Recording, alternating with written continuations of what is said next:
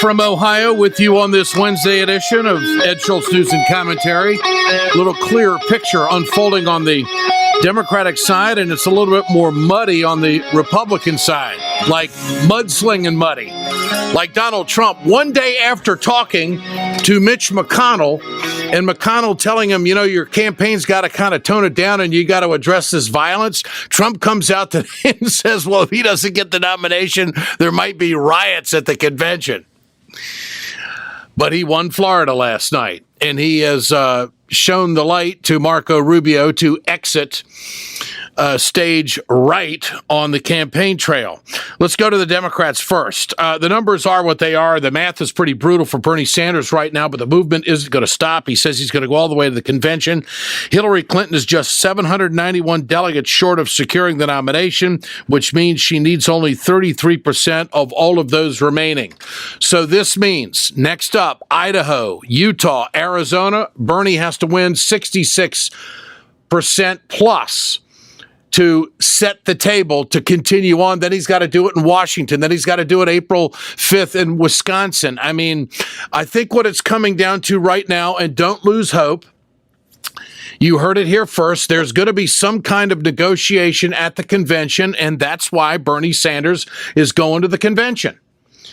And Hillary Clinton may get the delegate math on her side. Bernie's going to have a bunch of super delegates switch over. He's going to have an unbelievable run. It's an insurmountable mathematical path. It's tough. But this campaign that Sanders has put together has been more about driving the agenda to change the country, to do something about Wall Street, to do something about the taxation, to do something about the concentration of wealth, the attack on labor, Citizens United, universal health care, on and on.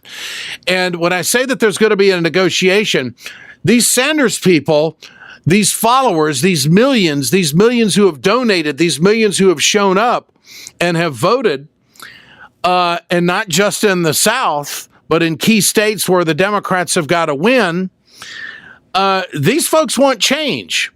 And so let me just give fair warning to all the Clinton supporters out there. Hillary Clinton needs to go to them. They don't have to go to her. And so all this talk about bringing the party together with delegate math isn't going to do it. And I think that the Clinton campaign is going to have a plan on exactly how much further to the left are we going to go to satisfy the Bernie people, because, we kind of do want to win the White House. And that's really what it's going to come down to. For more on that, let's go to Mitch Caesar, Broward County Democratic chair, former chair of the state party in Florida. Mitch, good to have you with us. Good to be with you and take a breather now that Florida's over. Well, it's over, and it was still a big player because Bush wasn't a player, and Rubio saw the exit stage, and an outsider in Donald Trump with a radical agenda. The mainstream media isn't calling what Donald Trump is talking about as a radical agenda, but they call Bernie Sanders a radical agenda when it comes to trade, and they both have the same position. Be that as it may, why did Trump win Florida, Mitch? Well, I think Rubio, it's really interesting. It's not that Trump was so strong. It was certainly Rubio was so weak. Plus, you had multiple people divvying it up. And plus, although a very minor factor, Florida had all the original people that filed for president. So Bush was still on the ballot, and I think he got 40,000 votes and a few others. It added up to a few points. Wouldn't have made a difference. But Rubio was just so weak, and the narrative just kept draining down. And frankly, he did what he does in a lot of southern states. He just kind of blows through, and it's the brand. I think what's interesting is, he won Florida, but when NBC took an exit poll yesterday, of all those states, and remember you had swing states in that pile. You had Ohio, Florida, North Carolina, the states both sides call swing and important. 27% of the Republicans in an exit poll said they would not vote for Donald Trump if he was the nominee. So what is that going to do to the Cruz-Kasich tandem that's left? Kasich wins Ohio. You got to win Ohio to win the White House. That would be a good vice presidential pick, although he's claiming he may go to the convention with more delegates than anybody. I think that's dreaming. Cruz is maintaining that he's the only one that can beat Trump. I had one Washington insider, actually an elected official on the Democratic side today, bet me $5 telling me that he thinks Trump is out and it's going to be a Cruz-Kasich ticket. What do you think of that? I've heard that talk. I don't necessarily buy it at all. I think it's going to be very, very difficult if he's the top vote getter. Yes, they'll go through the shenanigans and have the first vote. Maybe the inside is trying or hoping that, they can make amends with him or make deals with him, although you can't ever trust him, that they could work it out. I don't think they're going to deny him the nomination if he comes in there, even if he's short 100 votes, 150 votes. It's Russian roulette if they do. I mean, these people who are supporting Donald Trump, they're human too. They have emotions. They want their guy, and the Republican Party runs the risk of pissing these people off to the point where they don't do anything, or they get a third party run, and Donald comes out with his ego, says, "I got to do it because the Republicans aren't respecting me, and this is the way it's going to be." What about that? Well, I think the Republicans are going to make a mistake, and that's why they're so fearful, is they know they can't really make a deal with this guy, or if they do, they can't trust him. I mean, as soon as he came off the Florida win, he announced, "Oh, by the way, I'm not doing any debates." They didn't tell me about it. I didn't know about it. I have to, politically clean my sock drawer or something. And consequently, because he said no to the debate, which is the whole draw for Fox News, they announced today they're canceling the debate. Yeah. He dictated, was able to pull off on some fiction a cancellation and force a network to respond. Yeah. Mitch Caesar with us here on Ed Schultz News and Commentary. When we come back, the Democratic side, how does it play out? The math is tough, but what is Sanders' mission now? Stay with us. I recently discovered PillPack. It's a full-service pharmacy that takes care of everything for me. They pre-sort and deliver all my medications and vitamins in easy-to-tear packets, labeled with the date and time for each dose. Their pharmacists are available 24/7, and they manage all of my refills. They'll do the same for you. They even made sure my insurance was compatible before they transferred my medications over. It's unbelievable how much better my life has been since I switched to PillPack. Hey folks, you've heard me talk about BioGreen Clean. I'm going to show you right now on my airplane just how tough this is. I want you to keep in mind, chemical-free, 100% plant-derived, biodegradable. It is the safest cleaner that you can get, and it's the most effective. Go to our website, wegoted.com, or go to biogreenclean.com. www.biogreenclean and order today. It's time to continue our conversation about mechanical insulation. Mechanical insulation is for the piping systems in our nation's commercial and industrial facilities. Facility owners are burning up billions of dollars through the lack of mechanical insulation on these piping systems. Call the iSave team. Insulation saves America valuable energy, and this team of energy conservation specialists is shovel-ready to save you money. Visit iSaveTeam.org to have a specialist give your plant an energy audit. We perpetuate a culture of crime all the way from Wall Street right down to the main street in our hometowns. It's worse than it has been since FDR took control of the problem and said we can't count on industry taking care of the American labor. They probably have already engaged into some type of criminal cover-up, and the law prohibits the government from even doing anything about it.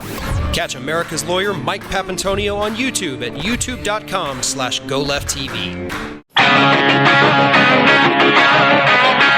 PillPack. You ought to do it. I'm doing it. Makes it easy. I'll tell you more about it in a moment. Communication Workers of America, Alliance for American Manufacturing, BioGreen Clean, and the iSave team bring you Ed Schultz News and Commentary on the aftermath and in the wake of what has unfolded. It was a big night for Hillary Clinton last night. No question about it. She ran the table. And the fact is that she is mathematically set up to be the nominee. It would be a blockbuster of an upset if she didn't get it. Earth-shaking politically. Mitch Caesar stays with us to talk about it. Mitch, is it Hillary's to lose? No doubt about that. But is there any way Sanders, I mean, it would be an absolute miracle. He's got to win like 68% of the delegates from this point on. Even though he's going to be strong in the West, that's a tall order. Well, I think you're right, and I think it's going to be very difficult mathematically, and what's also against him is the calendar. Weeks are going by, and he's not picking up delegates. He's either, level or frankly, lately has been losing. That plus the superdelegates makes her just so difficult to catch. She would certainly be called the presumptive nominee, right now. I think what's interesting, though, was the USA, talking about Senator Sanders and his base, of course, millennials and folks. USA came out with a poll yesterday. that said if the race, and I think a lot of the credit actually goes to Bernie Sanders, if the race was tomorrow, and it was between Donald Trump and Clinton, it was very specific. Millennials would would cross over, anyone under 35 would go to Clinton by 35-point spread. Yeah. A gigantic number. And I think, as I said, I think Bernie has talked about a lot of things a lot of us care about, but more specifically, that young people care about. I think in reference to your opening comment about, reaching out to those folks that are with Bernie Sanders, I think you saw that in Hillary's speech from West Palm Beach, Florida yesterday. I think in some of the comments, she was speaking directly to them. And when you look at commentators on TV, even those who are openly paid to run Hillary's PAC and so forth, they're all saying actually Bernie should not rush to get out and should not be asked to get out. In fact, Sherrod Brown, specifically the senator from Ohio, who's been a great senator, said, I wouldn't have him get out. Yeah, you don't want to diss these people and piss them off because she needs them to win. Absolutely. This is going to be, I predict, if she's the nominee, which would seem to be the case today, against Donald Trump, which would seem to be the case today, absent Paul Ryan or any of the kooky, scenarios, she's going to need everybody. Yeah. Because this will be the dirtiest, ugliest presidential election cycle I think anyone have witnessed in our lifetime. Well, Trump has already called Hillary Clinton an embarrassment to the country. I mean, he just is continuing just on the attack. Well, that's the guy with the fake steaks, the fake water, and the fake building. Yeah. Well, although he came out the other night and tried to boondoggle all that, saying, "No, wait a minute, here they are." Florida. Is it an easy win for Hillary in the general? I won't say anything is an easy win. I mean, we've won the last few cycles. Well, excuse me. Let me put it this way: would the spread between Obama and Romney be smaller than what Hillary might be able to do to Trump in Florida? Too honest to goodness answer, too hard to tell this time. President Obama won Florida last time, 2012, as the incumbent with about, I think, like an 85,000 vote margin. Not much. What's interesting is my county, the largest Democratic county in the state and one of the largest in the country, we gave him a margin of 255. Yeah. You subtract this out, he lost by 170. It's going to be tough. I think, we're always a swing state. I think we're going to have a few Democrats you're going to vote for Trump because he's frankly crazy. I think you're going to have a lot of, female Republicans vote for Hillary. I think they'll cancel each other out is my prediction, which makes this a very close dead heat race, flip the coin. And as you and I have talked about before, Democrats win Florida.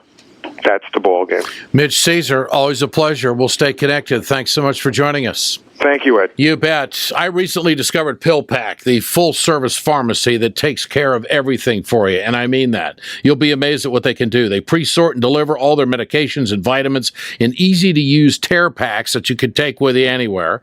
They are labeled their date and time of when you're supposed to take each dose to no longer have these antiquated Monday to Sunday pill boxes and, forget and not knowing what's taking what. It's right there for you in the pack, and they got pharmacists available 24/7.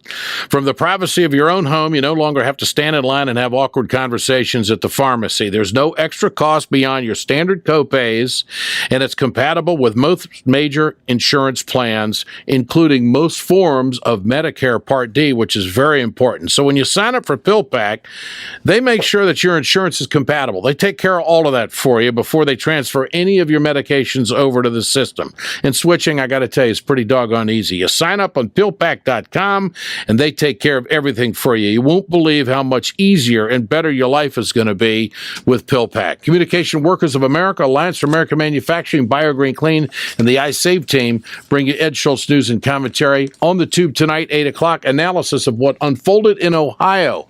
Why the low voter turnout? We'll see you tonight on RT, and we're back tomorrow.